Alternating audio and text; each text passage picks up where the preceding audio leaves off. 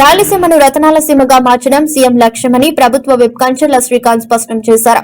Kuppam MPDO కార్యాలయంలో ఆయన మీడియాతో మాట్లాడుతూ అంద్రనివా కాలువ ద్వారా వచ్చిన నీటితో కుప్పం మండలం పరమ సముద్రం చెరువులో 30వ తేదీన సీఎం చంద్రబాబు జలహారతి ఇవ్వనున్నారని స్పష్టం చేశారు. కుప్పం నియోజకవర్గం ప్రజలు చిరకాల కోరిక నెరవేరబోతుందని హర్షం వ్యక్తం. అంద్రనివా నీటితో కుప్పం చెరువులను నింపుతామని, భూగర్భ జలాలు పెరిగి సాగు తాగునీటికి ఇబ్బందులుండవని పేర్కొన్నారు.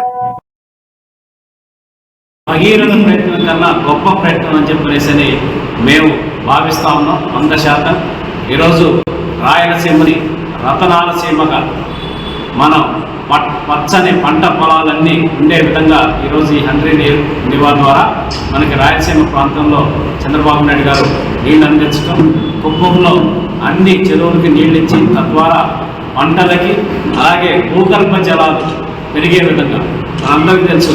ఈరోజు 4 పాయింట్స్ అన్నీ చూస్తుంటే గుడిపల్లి అయితే 1700 అడుగులకు వెళ్ళినా కూడా మనకి నీళ్లు పడినటువంటి పరిస్థితులు రైతాంగానికి, కుప్పం రైతాంగానికి అంకితం చేసేటటువంటి కార్యక్రమం చేస్తున్నారు.